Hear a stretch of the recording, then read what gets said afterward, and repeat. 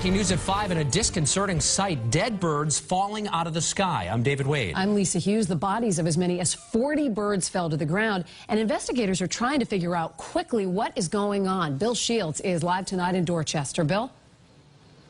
And this is really bizarre because residents in this nice little neighborhood near Upham's Corner came out this morning and they found dead birds or lethargic birds around, and not just any kind. There weren't sparrows or pigeons. There were only grackles.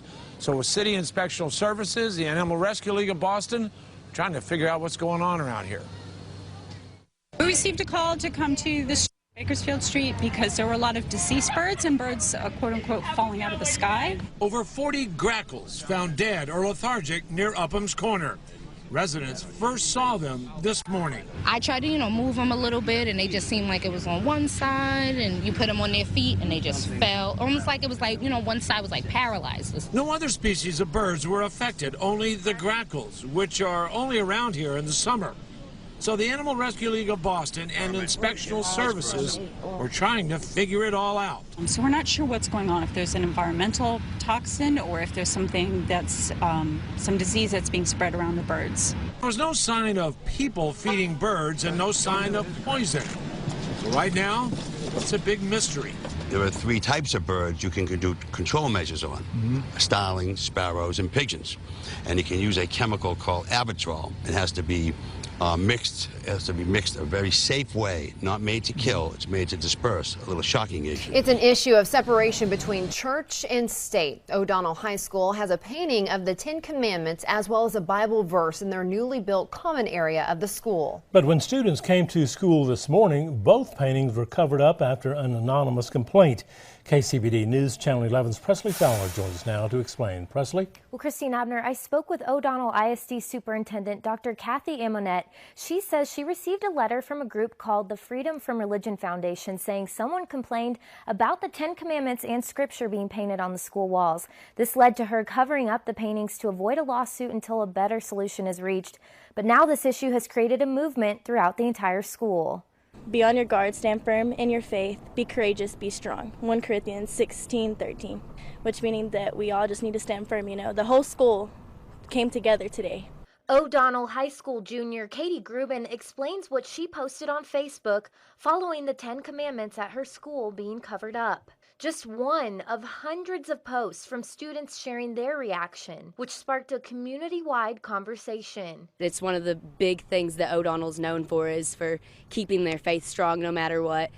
And so we just decided that we were going to make it known that we wanted this as a big deal. After receiving the letter from the Freedom from Religion Foundation, Superintendent Dr. Kathy Amonette covered the paintings this morning first with black paper until some students tore that down. Now the painting of the 10 Commandments is covered with an American flag. I made the decision to cover it up until I make a more informed decision about what I should do, because I don't want to harm the district or cause any controversy or anything. Junior Abby Franklin says the students appreciate the way Dr. Amonette has been transparent about this situation as she hosted a school assembly today after lunch. She's been very calm and very loving towards all of us. The first thing she said is, I know you're all frustrated. I'm just as frustrated as you are. But the students took that frustration and turned it into a movement. Because of this, students have put verses on sticky notes and just around the hallways and stuff. So 2 verses and commandments they've been complaining about turned into 70 more verses. I'm proud of my kids.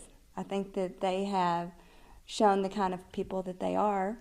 They believe in the 10 Commandments and they want to stand up for it. And I'm proud of them for that. Now it is a waiting game as they still don't know who initially complained. I'm going to do some more investigation and get with the school leadership and then and the community and the students, and we will decide what we need to do to protect the school while also honoring them.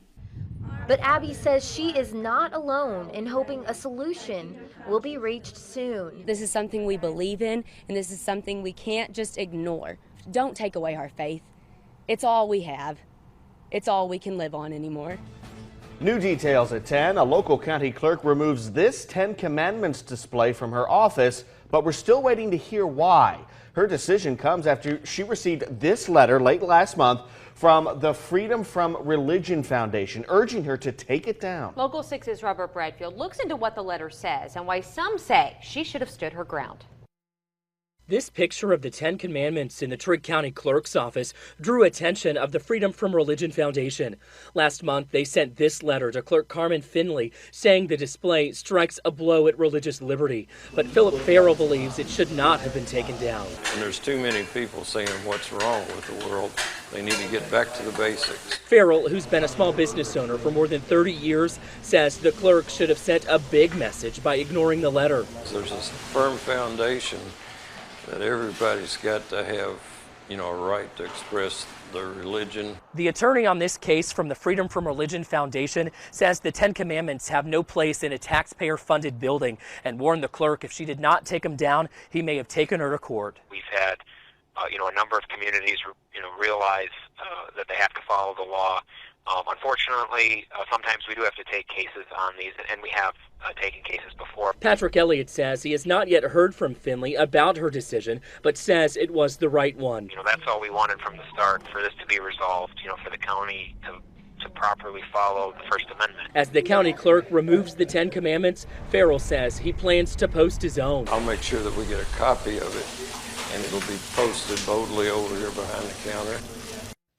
Now, since we posted the story on our web channel and Facebook this afternoon, we've heard from hundreds of you. We have 2 of your comments here tonight. First, Julian Heath says, remove. The institution should not support any religion. This goes for schools too. Then Sandra Rankin says, thankfully the commandments are written on my heart. She goes on to say, no one can take that from me. Now, Trigg County Judge Executive Hollis Alexander met with Finley today, and he says it was really her decision to move that display. So has this Freedom from Religion Foundation been involved in similar cases in Kentucky? They have, and Elliott tells me the foundation sent a similar letter to Rockcastle County. They took down their 10 Commandments display. He says another letter will be sent to another county soon, but did not. Police and communities are on alert as mysterious clown sightings continue to spread throughout the southeast. The sightings began more than a week ago in Greenville, South Carolina. Since then, there have been more sightings, but in a different state, North Carolina.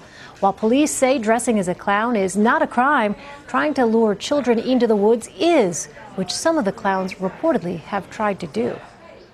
It's a man in the woods that's going to say, come here, we got ice cream and candy. There was clowns running in the woods telling the kids that they had candy and they would give it to them if they came down. Rumors are swirling that the sightings might be a promotion for a film, 31, which is about murderous carnival workers dressed as clowns. However, the production company has denied any involvement. Clown sightings causing a stir in the Carolinas, now making their way here to Arizona. Check this out. Somebody biking down a street in Yuma wearing a clown mask. It's a trend in the U.S. aimed to scare people, apparently. It's gone a step further, actually, in the Carolinas, though, where people dressed as clowns have tried to lure kids into the woods. Boy, that got a close call. Oh, please. Oh, did that house ever luck out? Oh, my God. No, it hit the house. It hit the house. Oh, no. It hit the house. Oh, my God. No. Oh, look at the, oh, no. We have to go back. Yeah, go over and check on them. Oh, my God, it destroyed that. It destroyed that house. Oh, people. Please say that there's nobody home. Please, no. Please tell them they took cover. Please tell me they took cover. We're talking about northwestern Tanzania, where this earthquake took place. It was magnitude 5.9. Locally, it occurred in the afternoon on Saturday, and we're getting some of the first visuals in from that area to CNN. 11 confirmed fatalities so far. We also have at least 200 injuries that have been reported. But remember, it's very difficult to get information, let alone footage, out of this very remote part of Africa, East Africa, I should say. The depth was 10 kilometers, and again, the magnitude was 5.9. It was just on the shores of Lake Victoria. We'll try and break it down for you so you can see exactly what people across this region have had to deal with over the past 12 hours, let alone the aftershocks that will be felt going forward. We had a population of just over 700,000 people that felt strong shaking, but get a load of this, over 400,000 either felt very strong or severe shaking from this magnitude 5.9. That had a lot to do with the very shallow nature of the earthquake. Here's Lake Victoria, Tanzania, right on the border of Uganda. So just gives you a geographical reference of where this is located. The U.S. Geological Survey has the ability to compare this type of an earthquake in terms of the magnitude, as well as the depth and the vulnerability of this particular region, and put out an estimate of fatalities from a similar type earthquake. And you can see that the highest probability of fatalities lies either between what we've already seen, 11 confirmed, to up to 100 people. So this is something that we'll want to monitor going forward for the next several days, because this will greatly impact families and lives across this region. Just take a look at this video. These are bats that you see flying around there, and they're infesting a Haines City school building, and they're forcing the school to relocate its students. That's right, and all new at 6, ABC Action News reporter Ryan Raich tells us how long it will take to get them out of there and the big price that it'll cost you. The school mascot is the Hornet, but lately it's the bats taking over the classroom by the hundreds. The music building at Haines City High School is now infested with them, and the disgusting mess they leave behind. There's mush all over the carpets. It's just not a good thing, and it smells horrible. Just how close are they getting to students? Well, here's a picture provided to us that shows a presumably dead bat lying next to a piece of sheet music. This year, we found a bat pinned in the music stand, so we brought in some people to look around for more bats, and we just found a whole ton of them. Julian Green is one of the choir students forced out of the classroom while workers try to remove the bats. We are told 4 rooms are temporarily shut down during the tedious task of sealing off the building and installing a sort of one-way door for the mammal. When one comes out, they can't go back in. They go find another place to be at. Jason Provo with Centurion Services says it takes up to 2 weeks for all the bats to find a new home. And then comes the task of cleaning up their fecal matter and replacing floor and ceiling materials. It's more that the respiratory problems from the guano that you can actually is worse for the kids. Even the CDC warns people to take caution around bats due to the diseases and what you could breathe in. In all, the district tells us it's spending $13 grand on the job that students say couldn't come soon enough. It's wrong. There really shouldn't be furry creatures inside of a school. In Haines City, Ryan Raich, ABC Action News. Trey Stewart is trying to make a new start. The 19-year-old was removed from his family when he was 6 months old. Disconnected from his kin and culture, he says he's now struggling to adjust to adult life. It stuffed me up very much. I just see myself as the drifting person who doesn't really know much about himself. The experience of young Aboriginals like Trey has prompted a group of grandmothers to unite against removals of their young. Sue Ellen Tai has 2 grandchildren in the care system and says that while many children need protection, they should be placed with extended family members. My case is similar to lots of cases across Australia, and that's the issue, that this is systemic. It's not just isolated cases. Other Aboriginal matriarchs say a new stolen generation is being created, a reference to families affected by government policies of forced removals of Indigenous children that ended in 1970. It's actually the 5th stolen generation in my family. It's something that I call the continued stolen generation. The most common cause for the removal of Aboriginal children is neglect. But a recent Senate inquiry into out-of-home care has found that a failure to understand cultural practices often leads to these findings. Aboriginal children are 9 times more likely to be in out-of-home care than other Australians. Protesters here say this puts them on a path of further disadvantage. 1 in 2 children in juvenile detention are Aboriginal, and almost 40% have a history of out-of-home care. Unless a substantial change in policy and practice happens, we are inevitably going to see an even greater number of Aboriginal people in our juvenile detention centres and in our jails, and that will be a disaster.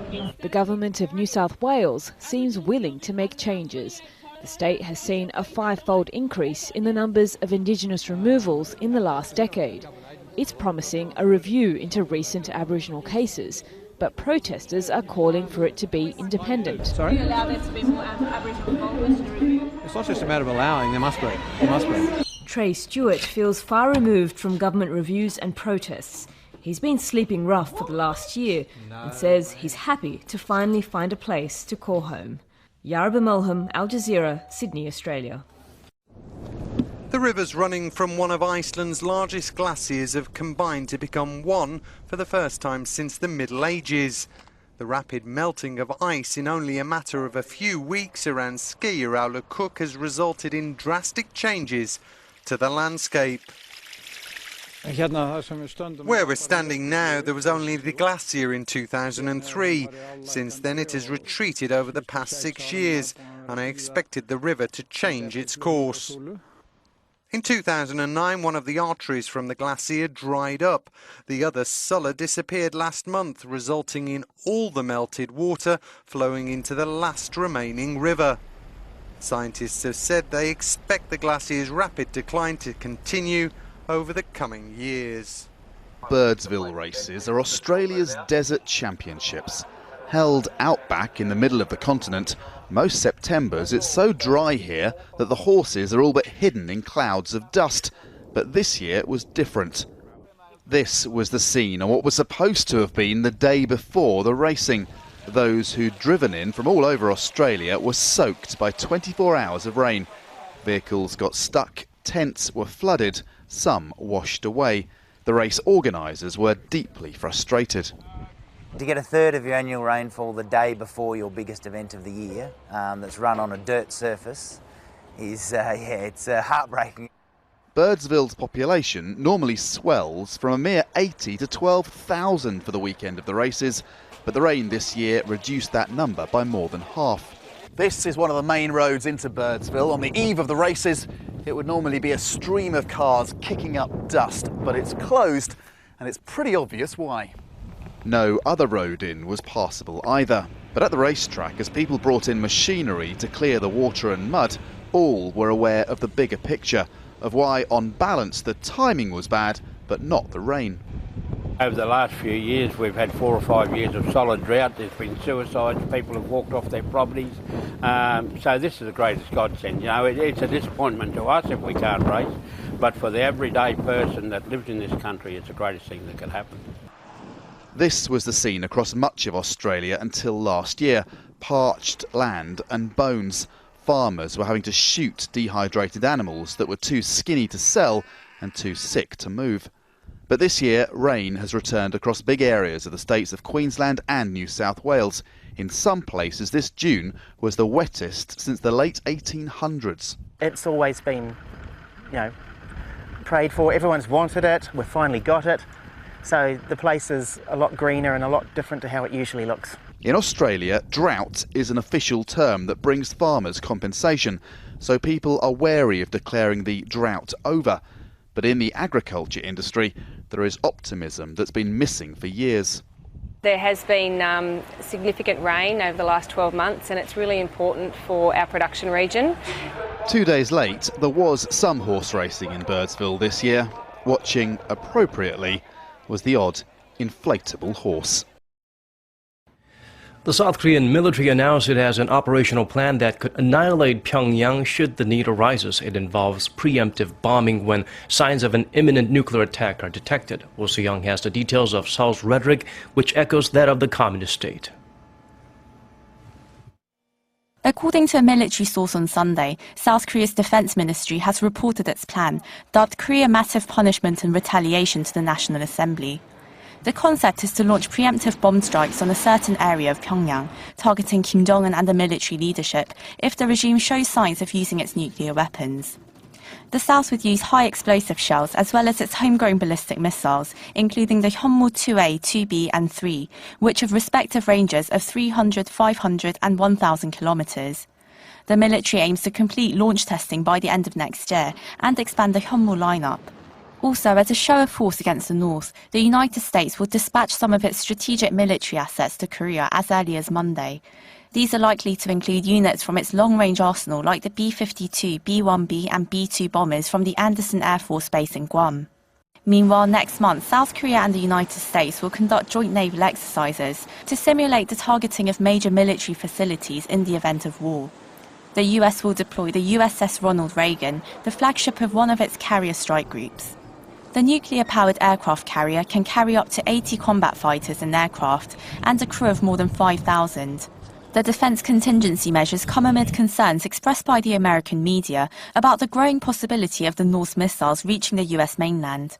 On Saturday, the Wall Street Journal remarked on the North's fast-paced nuclear development, saying that, quote, the rogue regime will soon have an arsenal that can hit Chicago. The New York Times also highlighted the dangers, suggesting that the North will have the know-how to develop a nuclear warhead by the year 2020. Oh Soo-young, Arirang News.